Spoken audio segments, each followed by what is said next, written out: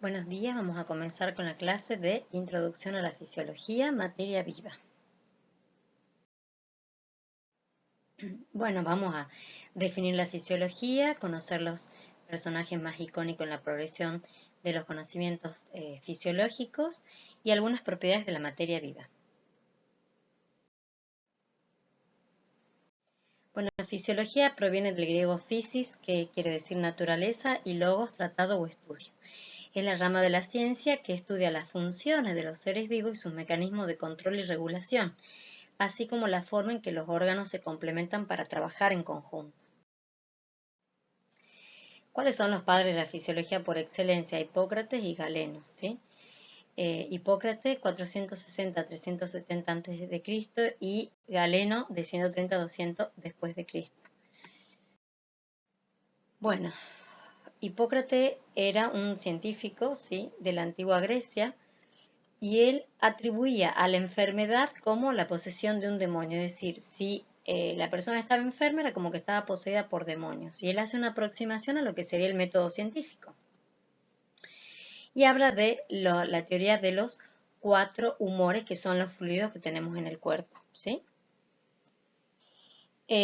También habla de que era muy importante ingerir hígado para mejorar la visión nocturna. Y sabemos que el hígado es una fuente de vitamina A, ¿sí? Es un reservorio de vitamina A. Bueno, y luego Galeno, ¿sí? Es un médico griego que ya comienza con otros estudios de anatomía en animales, que era a través de la disección, ¿sí? Y habla de la formación de la orina. Luego tenemos otros personajes que son muy importantes, como van a describir los mecanismos de circulación de la sangre, como Miguel Servet y William Harvey, que se lo denominó el padre de la fisiología este último. Y también aparece otro científico que es Jean-Baptiste Van Helmont, que es un científico donde habla de la teoría de la generación espontánea, ¿sí? Es decir, que todo vivo procede de la vida, a eso se refiere, ¿sí? Y quiere decir que, por ejemplo, acá tenemos la figura de un ratón, ¿sí? Que se imagine, si hay un queso, aparece el ratón, entonces a eso se refiere. Después tenemos los padres de la inmunidad, ¿sí? Que sería Metchnikoff y Ehrlich, y Jenner y Pasteur, por supuesto, con las vacunas. Bueno, la fisiología como tal, no hasta fines del siglo XIX no era una disciplina aparte, ¿sí? Surge la fisiología como ciencia autónoma con Claude Bernard, que habla de lo que sería el concepto de medio interno, es decir, todo ese líquido que rodea a la célula y que lo describe, ¿sí? Que estaba la célula inmersa en un mar. ¿Por qué? Porque ese líquido es salado, ¿sí? Ese líquido extracelular tiene cloro de sodio, ¿no? O sea que ya estamos dando como unos acercamientos de lo que es la composición del medio externo. Luego tenemos ya en el siglo XX a Alexander Fleming con el descubrimiento de la penicilina, ¿sí? Que fue muy importante. Luis Agot, ¿sí? Con el citrato como anticoagulante. Cannon, que es discípulo de Claude Bernard, y también con esto aparece el concepto de homeostasis o equilibrio del medio interno dentro de un rango fisiológico. Y después tenemos varios premios Nobel argentinos, como sería Bernardo Alberto Husey, ¿sí? Que ganó el premio Nobel en Fisiología y Medicina en 1947 por su aporte a la fisiología del sistema nervioso central y la endocrinología, y es el creador del CONICET, que sería el centro de investigación en Argentina. Luis Federico Leloir, que ganó el premio Nobel en Química en 1970 por los descubrimientos bioquímicos en el metabolismo de los hidratos de carbono. César Milstein, que también es premio Nobel en Fisiología y Medicina en 1984 por su investigación en el campo de la inmunología. Y ahora vamos a empezar con lo que sería ya la materia viva, ¿sí? La materia es todo lo que tiene masa y ocupa un lugar en el espacio. pero la materia viva es aquella que posee propiedades distintivas y características a los seres vivientes que la diferencian de los seres inertes. Es decir, si yo tengo una madera y la muevo de alguna manera o la quiero alterar esa madera pegándole lo que sea, no va a reaccionar porque es inerte. En cambio que la materia viva, ¿sí? Es diferente porque si yo tengo una persona y me acerco, quizás la persona se quite de lugar, ¿no? Entonces va a tener una serie de reacción, ¿sí? Que no es inerte ya. Y el medio externo es el entorno que brinda el soporte necesario para el cumplimiento de esas funciones de la materia viva. Nosotros tenemos que estar rodeados de cierto medio para que todo esto, para empezar con la luz del sol, el agua y demás, para que esto tenga vida, ¿no? Bueno, ¿cómo aparece la materia viva? El origen, ¿sí? A través de la condensación de elementos de la atmósfera primitiva, como el hidrógeno, el nitrógeno, el carbono, el oxígeno, el agua, el dióxido de carbono, las bases púricas, pirimidínicas, los aminoácidos, ¿sí? Va a dar lugar todo esto a las bacterias y algas azules. Y entonces también tenemos evidencias de antepasados comunes y esto sería eh, la descendencia, ¿sí? Todos nosotros tenemos un linaje en nuestra familia, que todos tenemos una descendencia, una genética. Bueno, y vamos a tener varias propiedades, ¿sí? Para las propiedades de la materia viva, ¿sí? Tenemos la irritabilidad, eso que yo les decía que es la capacidad, ¿sí? Para poder reaccionar, sería esa irritabilidad, la diferenciación. Nosotros en el organismo tenemos distintos tipos de células. No es lo mismo un glóbulo rojo que no tiene núcleo celular porque no se divide, a otro tipo de célula que sí tiene mitosis.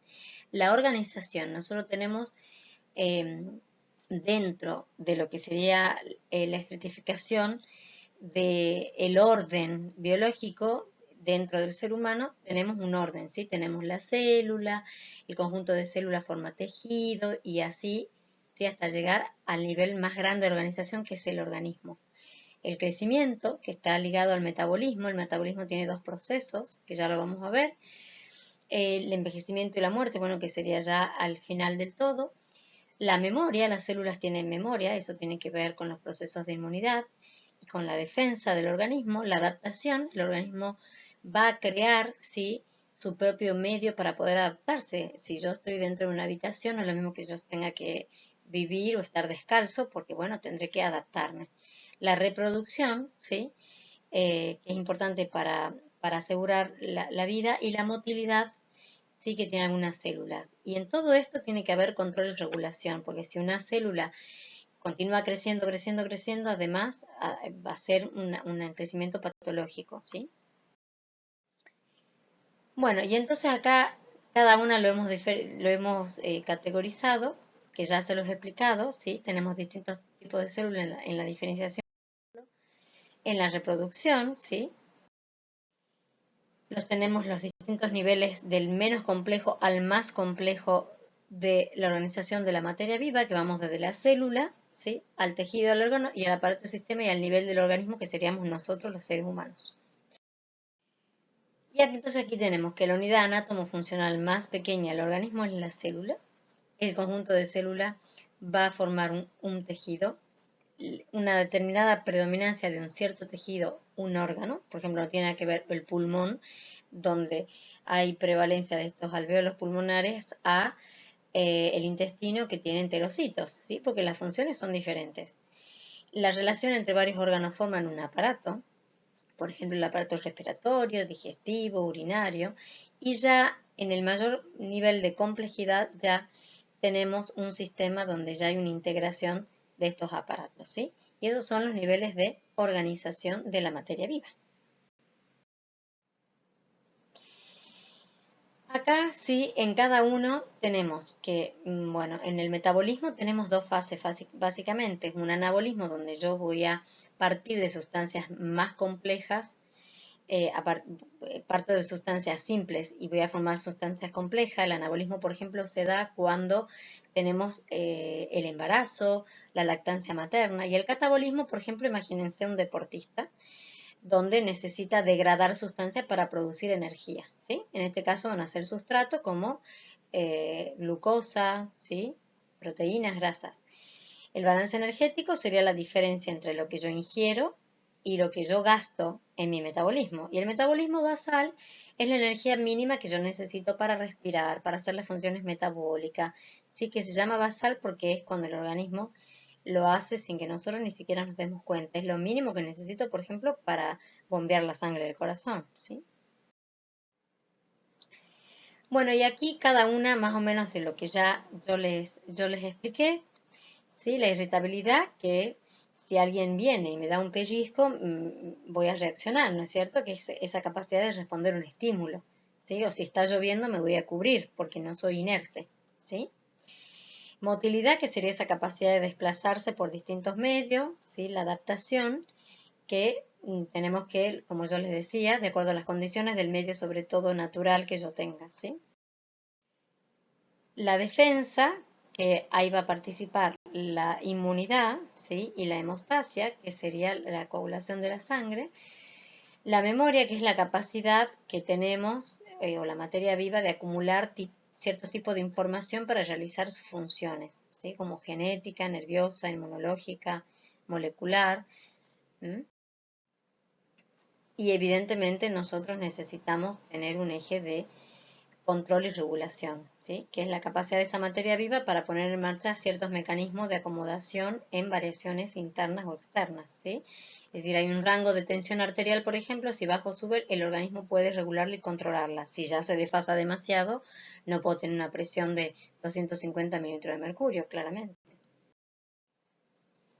Bueno, y los medios externos, el medio externo que va a condicionar todo esto es la presión atmosférica, la luz, la recepción de excretas, la humedad ambiental, la presencia de alimentos que tengan todos los nutrientes, el oxígeno, ¿sí? El agua, todo eso va a condicionar la vida, ¿sí? Y bueno, aquí les dejo la bibliografía. Muchas gracias.